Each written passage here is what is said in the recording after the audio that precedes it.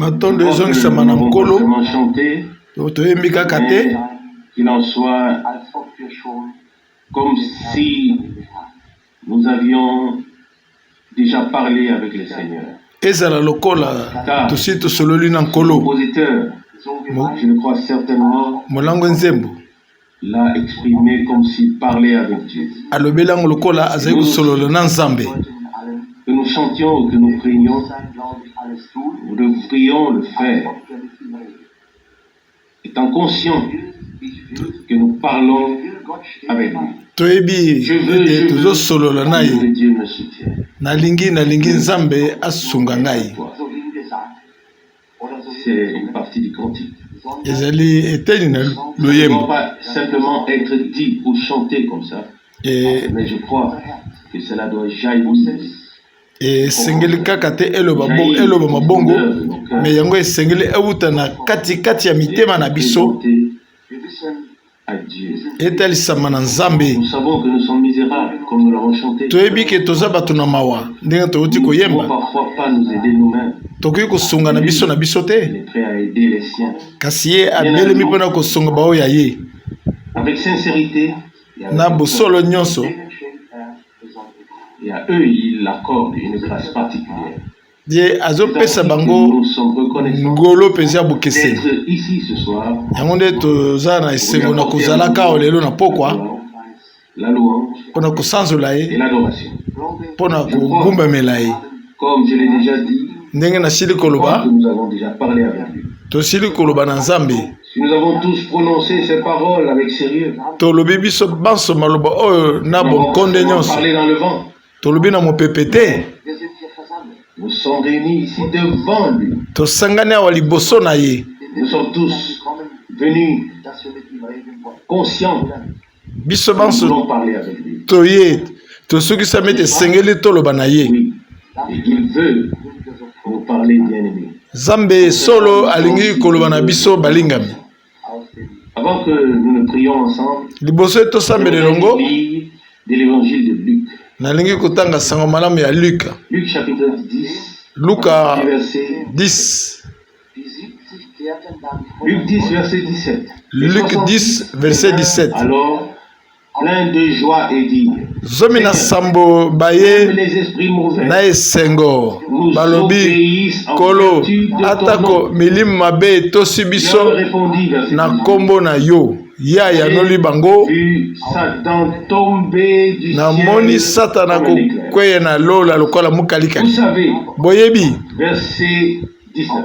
le mulongo zomi Vous na savez que je vous ai donné libois. le pouvoir de marcher sur les boyebi serpents et ete napesi bino ngoyi ya kotambola likolo na bankoto na banyoka sur toute l'armée de l'ennemi, na bokonzi likolo ya mapinga nyonso to ya monguna qu'il ne pourra vous faire aucun mal. oyo akoki kosala bino ata mabe moko te. Verset kasi 20, mulongo ne zomi vous na réjouissez pas bosepela kaka de te ce que les esprits vous obéissent, vous sont soumis, na lolenge oyo ke milimo mabe etosi bino réjouissez-vous kasi plutôt bosepela que vos noms kutu soient po écrits ete dans kombo na bino ekomami na lola. Amen. amen. Verset 21.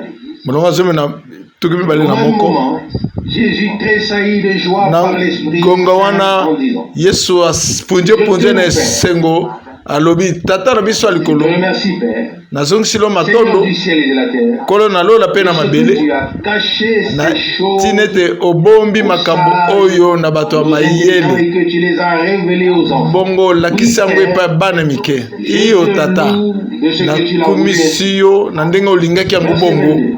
Tout m'a été donné par mon Père, mulongo na mbitu mibale na mibale nyonso epesameli na tata. qui est le Fils, moto moko te ayebi nani yango si ce n'est le tata Père, nani yango qui est le tata Père, si ce n'est le Fils, bobele mwana et celui kaka ye à qui le Fils oyo mwana le révéler.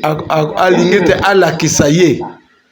Puis se tournant vers les disciples en particulier, il dit, abaluki mpe bayekoli na ye les yeux qui voient ce alobi na bango esengo na miso ezokomona oyo bozomona mpo nayebisi bino et le roi ont désiré bibele ce bankumu que vous voyez, basepelaki komona oyo bino bozomona kasi bamoni yango te. Entendre koyoka ce que vous entendez, oyo bino bozoyoka ils ne l'ont pas entendu. kasi bayoki yango te. Ce sont là des paroles très précieuses Wana maloba ya kitoko que notre Seigneur oyo nkolo na biso a donné ou adressé aux siens. alobelaki na baoyo ya Ici à ye. la maison, nous en avons un peu parlé. Biso na ndako mpe Nous tolobelaki sommes yango. en effet très reconnaissants au Seigneur Solo tozongisi matondo epa na nkolo pour cette époque dans laquelle nous vivons. mpo na eleko oyo tozokobika. Nous avons dit, Tolobaki si nous avions vécu peut-être 40 ou 50 ans soki tobikaki 40 ans ou 50 ans na nsima, comme beaucoup de grands hommes de Dieu, Lokola- comme peut-être un Lévi Pierre, bato minene ya nzambe d'autres hommes de Dieu, na bato mosusu minene na nzambe dans une époque, ba- ils étaient bénis véritablement. bazokobika na bileko Si nous mosusu regardons que bapambolamaki. nous lisons à leur sujet, alors nous voyons de quelle manière, nous voyons quelle grâce. Tozomona mpo na bango ndenge elekanaki lelo oyo tozomona ngolo nini nzambe apesi biso. Tout ce qui nous a été accordé, Nyonso epesemeli biso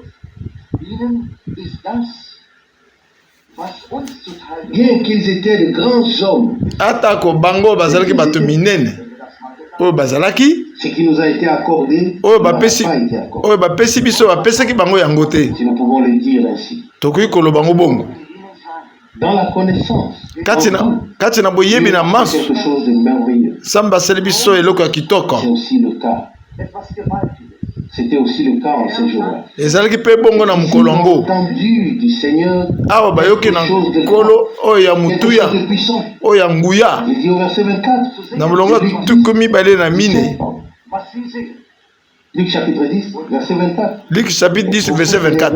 On désirait voir ce que vous voyez. Bamikonzi balukaki bamona oyo bino bozomona. Et il dit, qu'est-ce qu'il dit ici? Alobi Au verset 23, puis verset 23. tournant vers les disciples en particulier. mpe abaluki mpe bayekoli na ye Heureux, esengo bapambulama voilà ce que vous voyez. miso na bino ezomona oyo bozomona. Voilà quelque chose de glorieux. Wana eloko ya motuya te, C'est quelque chose de glorieux. eza solo eloko ya motuya. Bien heureux. bazalaki bato na esengo Voir cela. mpo na komona Le salut boye promis par les prophètes. oyo Ils pouvaient le voir. alakaki na basakoli bakoki komona yango, Être en communion avec ces choses. bakoki kosimba yango, esengeli baza na bomoko na makambo yango. Je voudrais dire nalingi naloba qu'il en va de même. ezali ndenge moko. Peut-être que beaucoup ntango mosusu mingi ont sondé les Écritures bataleli makomi avant nous. liboso na On biso, n'a pas pu voir ce que Kasi- Dieu nous a révélé par grâce. bamoni te oyo nzambe alakisi biso na ngolu na ye. Non pas notre mérite. ezali mpo te tokoka te Grâce de Dieu, grâce. bobele ngolu na Mes frères et nzambe. sœurs.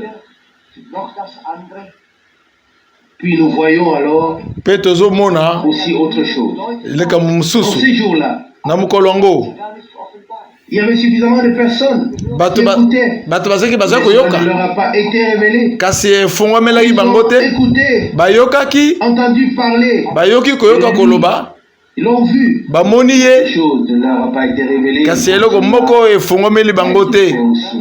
esalami kaka Même dans bongo. nos jours, beaucoup ont entendu parler du message. lelo ebele bayoki koloba na sango, Le message, ça a été révélé. sango efungwameli Ça, c'est autre chose. wana etali eloko Les mosusu. remerciements sont rendus à notre Dieu. matondo ezongisama na nzambe na biso, tokoki Et nous kosepela devrions être reconnaissants. mpe tozongisi mpe matondo na nkolo mpo te miso na biso Nous ezomona, devrions entendre. matoi na biso ezokoyoka À préparer. oyo nzambe abongiseli mpo na baoyo ya ye na mikolo oyo. Il dit ici, et cette phrase m'a particulièrement. elobami awa na phrase oyo esepelisi ngai. Cependant, ne vous réjouissez pas. sasa Que les yipi esprits vous soient bosepela kaka te pour vous soient mpo te sauvés. milimo etosi bino, Réjouissez-vous plutôt kasi de ce que bosepela vos noms mpo te bakombo na bino dans le ciel. ekomami na lola. Amen. Et c'est aussi ce sur quoi nous voulons nous réjouir. yango wana nde biso mpe esengeli tosepela. Chers frères et sœurs, bandombeli mpe qu'il basi nous fasse grâce nzambe asala biso ngolu aujourd'hui aussi, ce soir aussi, en cette heure, lelo lisusu na pokolo na ngonga pour oyo nous lever, pour une prière commune après quoi frère Franck nous parlera. Dieu fidèle, relation du fond de nos cœurs. Tozongisilo na mitema na biso mobimba matondo pona ngolo oyo na ngongo ya ngolu et pour ce message de grâce na sango ya ngolu pole oyo qui brille dans nos jours. Oyo kongala na tango na biso oyo de nous avoir accordé matondo pote opesi biso nzela ete biso mpe tozala na makambo oyo ezokosala lelo nkolo nkolo o Jésus tozobondelo na poko na lelo nkolo nalingi o Nzambe osunga ngai nalingi kozala lokola yo totalement pur. Akomisanga peto. Naza oya yo libele na libela nkolo. Nous tenons ce soir ici. To simbi lelo na pokwa. Pona biso ba. Poto na yo kola etuluku ya ndako na. Retirer tous de nous. Tout ce qui ne te glorifie pas. Ote olongola kati na biso nyonso zeko sanzola yote. Mawa nyonso. Qui ne peut pas supporter si puissamment, oh Dieu, je te prie d'avoir pitié de nous. Que tu nous parles tant, Seigneur. Nous ne devenions pas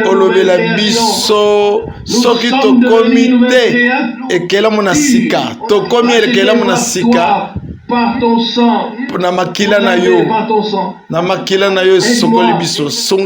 aide-nous, Seigneur, à prendre du recul par rapport à tout. Tozonga sima fixer nos regards que sur toi. Tozonga sima total bobele yo. Tozonga silo penza matondo na mitema na biso mobimba pona lobiko mobimba. Message puissant. Ona sango ya nguya. Oh Nzambe kolo. Ne devrions-nous pas le faire? Ne faisons pas qui le fera. Toke kosala ngote. Tozali libota na yo. Libota maboko na yo. Tozokumisa yo topambola biso o Nzambe libota no nyonso libisika biso bazali o nkolo na bankota nyonso na mabota nyonso tobondeli yo na kombo no ya bule tozongiselo matondo o Nzambe. Ta parole est vivante. Elle est vraie. Alléluia. Alléluia. Elle est aussi tranchante. Elle pénètre, elle sépare. Joins-tu, Seigneur. Moelle na jointure. Na kombo na ya mutu ya nkolo. Amen. Ndeko Frank. Bon, j'ai remerciement soit rendu au Seigneur. Ce soir, je ne resterai pas longtemps ici. Je suis resté 1h30 sur la table d'opération aujourd'hui. Mais de temps en temps, il faut faire certaines choses. Recousu avec quelques points de suture et parler correctement. De rendre gloire au Seigneur. Que donnons-nous encore? Oui. Que pensons-nous encore de ces choses terrestres? Dans c'est de quoi je parle. Important pour moi et je pense. En effet, Dieu donne. Il conduit dans le contexte. Et comme frère Rousse l'a lu, il est vrai que depuis l'époque de Jésus, révéler et faire connaître son plan de salut de mwangu na epeza lobiko na mutindo boite. Si cela ne nous rend pas reconnaissants, soki wana toza kozongisa matondo na Nzambe te eto tosimami na mitema na biso moko te, que nous ne puissions pas seulement le constater, de savoir, mais nous laissions la parole de Dieu agir en nous. ezala te ke tomoni liloba na Nzambe bongo kasi totike liloba Nzambe sala mosala kati na biso. Le Seigneur a parlé directement par la révélation. Tozali bato oyo nkolo alobeli biso na poasa na emoniseli. Ce ne sont pas seulement des pensées ezali bele makanisite issues d'un séminaire quelconque. awa na baseminaire songolo te Portées par la parole. awa ezali nde liloba oyo ememami Une révélation divine. kasi ebufungwami na Nzambe na nzela molimo Une révélation de Dieu. bufungwami ya Une Nzambe révélation de Jésus-Christ. emoniseli na Yesu Kristo Une révélation de sa volonté, emoniseli ya mokano na ye de sa parole. ya liloba na ye Toute la signification de la rédemption, limboli nyonso to ya lisekoli ce qui s'y rapporte, nous a été donné en ces jours bantoma auparavant. oyo balobelaki biso epeselemi biso na mikolo oyo koleka mikolo ya liboso. Quelle valeur a cela pour nous? litoma nini wana nyonso eza mpo na biso. Plus simplement vouloir avoir raison, plus d'enseignements particuliers na malakisi balingi kozwa baraison dans la parole. kasi esengeli nde na kati na liloba mokano na Nzambe efungwami. Que le Seigneur a parlé par les prophètes. ntango iso nkolo asololi na basakoli Si certains, il nous a parlé dans le Fils. solo alobeli biso na mwana. Nous avons entendu le discours de Dieu. toyokaki discours na Nzambe Nous sommes bien heureux. mpo na koyeba ete tozali bato na esengo. Heureux esengo Dieu misu na bino et vos oreilles, mpe matoi na bino na koyoka ce que d'autres oyo bamosusu bayoki te mpe bamoni mpe te. qui a été béni le week-end dernier. topambolamaki weekend oyo La parole de Dieu a interpellé. nini liloba na Nzambe ebyangaki Au moins vous le reconnaissez. bino boyebi yango. Puis demandez quelle réunion vous a le plus interpellé, quelle parole était la plus profonde pour vous. liloba nini ezaki na motuya mpo na bino nani akokanisa yango. Je peux répondre toutes les réunions, na bokutani La nyonso réunion de samedi soir était particulière. mpo na bokutani oyo ya samedi soir ezaki ya motuya. Dimanche matin, dimanche na quel ntongo était-il le dimanche après-midi? ezalaki nini dimanche na après-midi. Il doit en être ainsi. esengeli ezala bongo Bon, participer de tout cœur à ce que Dieu donne. kozala na Nzambe oyo ye azopesa kosalaka kosangola yango. Je me sens certainement comme vous. na miyoki lokola bino Je s'en réjouis. Mais ensuite, il faut aussi pouvoir s'y approfondir. ebe esengeli lisusu Aller au fond des choses. kokota na modindo na makambo Continuer à sonder la Bible. koba na kotalelaka biblia na kobondelaka Seigneur, koloba nkolo parle-moi. lobela ngai Révèle encore plus les contextes de ta parole. pesa ngai koleka contexte ya liloba na yo. Amen. Et chaque réunion est là pour rencontrer Dieu. wana nde mpo na kokutana na Nzambe. Et parfois, telle parole nous interpelle plus. ntango mosusu liloba moko ezotuta biso na motema koleka. Souvent, cela dépend même de notre état d'esprit. mingimingi etalelaka kolandisa lolenge na biso ya molimo ezali. liloba na Nzambe nyonso ezokoyezokoyepa na biso ezokosimba biso na mitema. Qu'après tous ces enseignements, nous Sima puissions devenir un cœur ezoelanga na motema nsima na bamalakisi nyonso to oyo comme cela a été au commencement. esengeli ezala ndenge ezalaki na ebandeli. Que chacun puisse aimer chacun de tout moko na moko alinga moninga na ye na motema moko. et que chacun puisse laisser chacun tel qu'il est. Moko atika moninga na ye ndenge asali. Changer en lui. Kulukate obongo na ye. Nous laissions tout entre les mains. Totika maso na maboko na Nous ne Nzambe. pouvons pas nous changer nous-mêmes. Tokoki kobongo la biso bango biso Les moko te. ne peuvent pas. Makanisino eko kusala eloko te. Ne le peut pas. Nous pouvons nous battre les uns les autres. Tokoki kobunda biso na biso. On montre que nous ne sommes pas encore transformés nous-mêmes. Tokomona te Encore moins biso pe tobongani nanu te. transformer les autres. Bo tolingi kaka kobongola bato mosusu.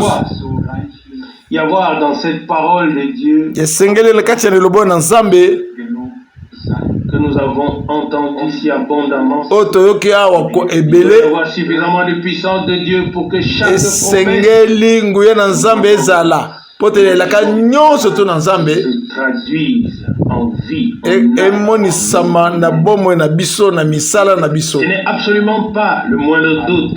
Naza na matemba ata moke te Rédemption à tous. na kolobaka bimoniseli na bato banso na obeta sete Sur notre rédemption à tous. na lisikoli na biso ya biso banso. Tout homme qui croit de tout cœur que Jésus-Christ Moto est le Fils de nyonso Dieu, oyo azondima na motema moko te Yesu Kristo azali mwana na Nzambe ete akufa pour nos fautes na et ngomba nos na péchés, Golgotha mpo na masumu na biso na et mbebe na croit biso. en lui, le sauveur de son âme, Andimeli ye et mobikisi qui ya croit elimu na ainsi ye. en lui, Andimeli pe bongo invoque son nom, pe abeleli kombo na ye.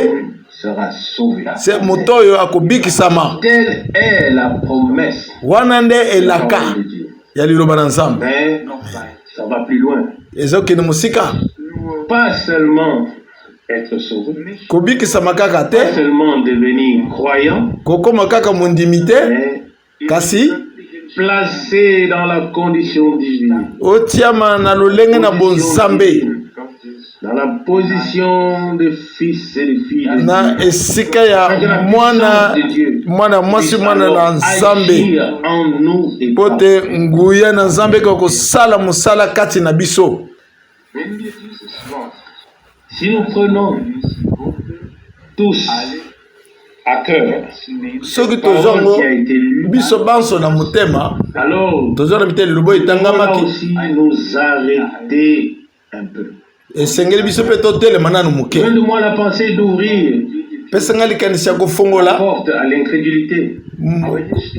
ekuke na motema ekenze Tel que nous l'avons lu, il est écrit dans Luc chapitre 10. ndenge toti kotanga ekomami na chapitre 10 molongo ya zomi na libwa. Vous savez que je vous ai donné le pouvoir de marcher Boyebi ete napesi bino nguya ya kotambola likolo na banyoka na et le bankoto. pouvoir Nguya sur toute l'armée de l'ennemi. likolo na mapinga nyonso ya monguna. Et qu'il ne pourra vous faire aucun Ete ekoki kosala bino ata mabe moko te.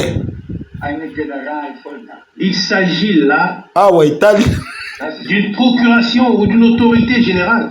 awa etali mukanda ya oyo Nzambe Ce n'est pas apesi biso. seulement une autorité partielle. Eza mukanda ya mwa ndambo te. Nguya ya mwa ndambo apesi biso te. Oyo apesi na baoyo ya ye. Autorité divine Ezali bokonzi ya bule. Eza na suka te. en son nom, en Mpona son kosala esprit, na kombo na ye na molimu na ye exactement na la nguya même na ye chose. kosala eloko moko. Oui. Et pour voir exactement la même chose qu'il a vue dans son ministère. Oyo kosala mosala moko oyo ye asali na lotomo na ye De tout cœur. na motema mobimba. Il est dit Elobami boye dans ce verset au début. na Vous savez, boyebi. le savons-nous? Est-ce que boyebi toyebi? Savez-vous Est-ce que boyebi yango? que je le sais? Est-ce que nga na Le yebi? Seigneur présente cela comme étant connu. Azotalisa ngo lokola eyebani na nyonso azokoloba. Si je disais aujourd'hui, vous savez, Soki nalobaki lelo ke telle boyebi telle chose est arrivée. ete elikambo songolo boye. Alors vous êtes au courant, Boyebi yango. vous êtes informé, Boyebisi bino yango. vous Bayebisi bino. savez de quoi il s'agit. Boyebi likambo nini eza. Ici le Seigneur dit, Awa nkolo alobi Luc 10, verset 19, le début du verset. Verset 19. Vous savez. Alors que boyebi. Dans ces deux mots, Na malobo mibale. il y a beaucoup de contenu. Makambo ebele bele za kuna na kati. Je me pose la question. Atuni mutuna. Je nous la pose à tous. Nazotuna una bato banso. Avons-nous pris conscience de cela? Est-ce que to yebaki likambo yango ndenge ezali? L'avons-nous reçu comme une connaissance Tozu yango lokola boyebi ya bule qui dépasse toute représentation humaine. Oyo eleki makanisi nyonso to ya bato bakotisi na liloba na Nzambe. Vous savez. Boyebi. Verset 19. Molonga zobe na libwa. Oui. C'est ainsi que nous aussi nous sommes interpellés ce soir. Ndeti nango biso pe toza interpellé na poko na lelo. Est-ce que nous le savons? Est-ce que toyebi yango? Avons-nous compris? To sosol Il en est ainsi. To sosol ke za boye. Il y a deux choses. Makambo boye. D'une part, na ndenge mususu de devenir enfant de Dieu. Kokoma mwana na Nzambe. Et c'est écrit dans l'évangile de Jean au premier chapitre. Et comme na mukana na Joanne. À tous ceux qui l'ont reçu. Na bawe banso bayambiye. Qui croient en son nom. Oya gimi kombo na le pouvoir de devenir enfant de Dieu. Azana ndingisa kokoma mwana na Nzambe. Maintenant, sasa ipi va un peu plus loin. Akemo musika. Ceux qui croient doivent en effet être suivis par des signes. Esengeli bilembo ebila bango bawe bandimi. Ils poursuivent les signes. Exacte que bango bazolanda bilembo. Dans la foi. Non, bilembo ezolanda bango na kati na kondima. La première chose, devenir ya liboso le pouvoir de devenir enfant de Dieu. Nguya ya kokoma mwana na Nzambe. Yango nde si eleki. Aux enfants de Dieu. Nde kola pesi na bana na Nzambe nguya la puissance ya likolo na nguya ya munguna. Et quand il a dit, tango ya lobi, et c'est aussi écrit au verset 10, j'ai vu Satan descendre. Na verset 10, namoni Satana kokita. Pour le Seigneur. Pona nkolo. La victoire était déjà elonga esilaki kosalama liboso na Golgotha. Déjà. Et c'est Salamaki. Satan, comme le décrivent Esaïe et Ézéchiel. Dengue Esaïe et Ézéchiel. Bazol lakisa. Bakitisa ye. Précipité. Akwena lumbangu. C'était déjà un fait établi. Ezipona nkolo ezali kamose salami. C'est là qu'il est venu sur cette terre. Detina yaki na mukili. L'humanité du pouvoir de Satan. Pona ko bebisa nguya Satan. Oya mutuya. Prenions conscience du fait que nous avons été placés dans cette position par Dieu. Et par Nzambe. Amen. Et profondément attristés, nous pouvons dire Seigneur. Pourquoi avons-nous déshonoré par notre incrédulité?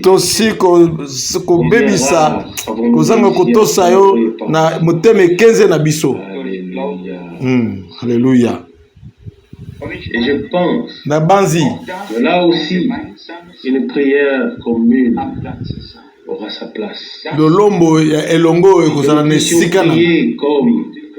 dans l'église primitive. Tes serviteurs la force de proclamer ta parole et étends ton bras et que des miracles et des signes s'accomplissent et des guérisons. Nous vivons en dessous de notre privilège. Si c'est un privilège humain, nous ne voulons pas en parler. C'est un privilège divin. Tous ceux qui ont trouvé grâce aux yeux de Dieu. Nous vivons spirituellement en dessous de ce niveau, profondément en dessous de ce niveau divin. Tozobika na se devrait-il ya bomo ya bule avoir une grande joie en nous. Cela nous étonne presque.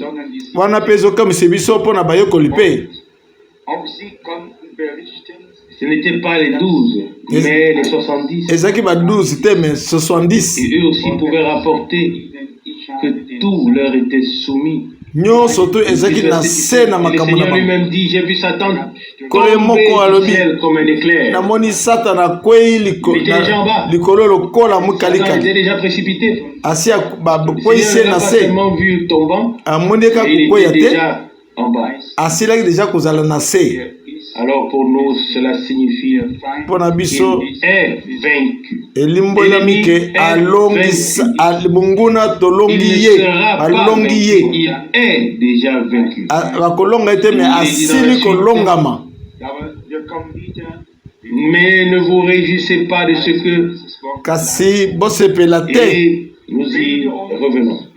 Comme il y a longtemps lorsque nous avons lu cette parole. Nous ne pouvons même pas nous réjouir de la première partie. La deuxième partie. Et nous l'avons entendu très souvent. Entendu que la confirmation de Dieu manifeste sa présence dans les réunions. Dieu confirme sa présence en se manifestant dans les réunions. Sans légitimation divine, une affaire de mots. Mais alors, si Dieu peut confirmer, la question est, qui d'entre nous l'attend? Nous venons ici et attendons une prédication. Peut-être peut-on dire en toute confiance, on peut dire, il nous est fait selon notre foi. Ce n'est pas un secret que pendant la prédication, c'est aussi le cas pour frère Rousse, frère Schmidt et frère Smith. Des choses deviennent claires pour nous, deviennent grandes et nouvelles, et des choses que nous apportons alors parce que nous les recevons ainsi de Dieu. Mais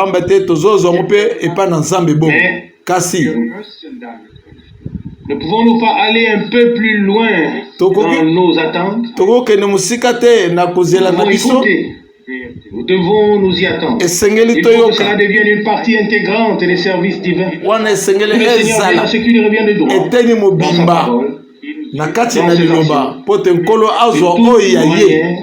avec le salut, avec la guérison, avec le baptême, avec l'esprit et le feu. Nous l'avons lu, traduit.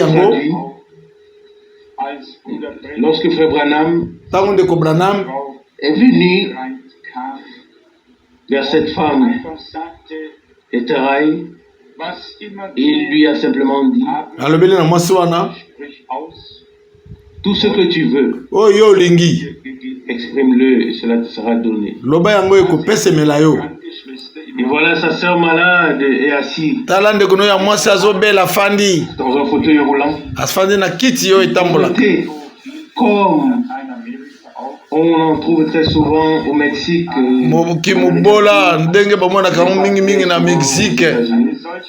Une telle pauvreté dans la maison. Sont âgés. Vivent leur vie. Et voilà, subitement la mère dit, na poisa maman lobi na lingi kaka bana nanga oyo babika basalela nkolo. Et spontanément, pe na poisa la réponse vient. Et yanoye, je te les confie. Na pesio yango. Ils étaient sauvés. Bana babiki samte obrano na lobi. Une simple phrase. Et il fut rempli du Saint-Esprit. Cela a traversé sur place la moelle. Une conversion biblique est ainsi. Nous devons nous y habituer. Nous ne devons pas nous habituer aux conversions non bibliques. Biso pe sengeli teke to mi pesa na mbongwana oyo eza ya Biblia te. De la troupe des premiers-nés. Sengeli to sala elongo na bana ya yambo. Zambe afungwe biso liloba na ye na mokano na ye. A un très grand but avec nous. Si nous sommes destinés à être la parole, l'épouse parole. Soki to kanamete toza la mwasi na libala. Alors la parole ou la prédication. Boye liloba na liteya. Des paroles vives. Esengeli ezala ya bulete. Mais rempli. Oui, des paroles pleines de puissance et de ezala malobo etondisami na nguya. Song malobo ezo kota kati na biso. Dieu se révèle. Nzambe azo mitalisa. Alors s'accomplit. Ezo kokisama. Dans Jean chapitre 7. Nenge comme dans Jean chapitre 7. Verset 37. Et bale na maya bomo. Eko punja punja. Kati na mitema. Amen. Amen. Kola moli musa. Je l'ai dit plus tôt. Na lobi yango. La première chose. Eleko ya yambo. C'est la promesse. Ezali nde elaka. Que tous ceux qui l'ont reçu, il a donné le pouvoir de devenir enfants de Dieu. Et ceux qui sont devenus enfants de Dieu, il a donné le pouvoir au service.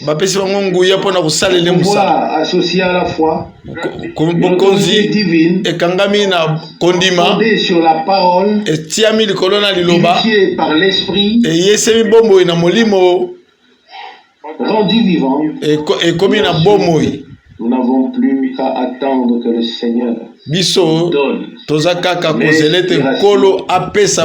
faire inspiration pour na kosala oyo alingi.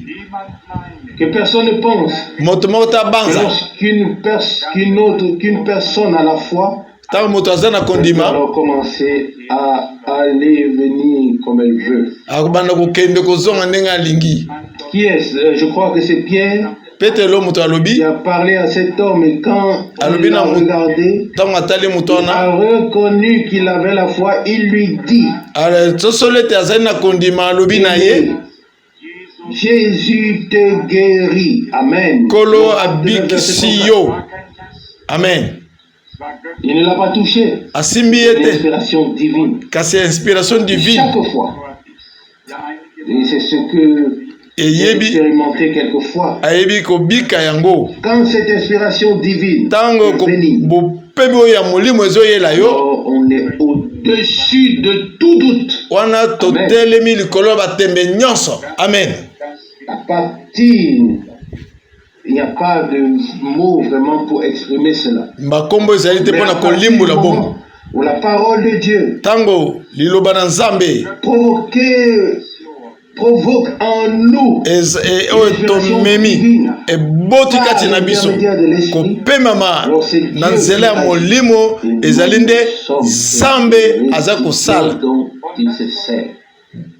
Amen.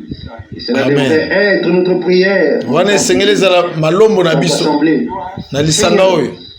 a parlé. Tu nous as révélé.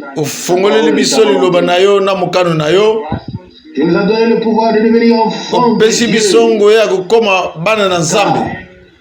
Nous croyons en ton nom qui est au-dessus de tout nom. Ensuite, tu nous as fait la promesse suivante. Attendez, demeurez jusqu'à ce que vous soyez revêtus de la puissance. Ici le Seigneur dit, vous avez donné le pouvoir sur toute l'armée de l'ennemi. Il ne pourra vous faire aucun mal.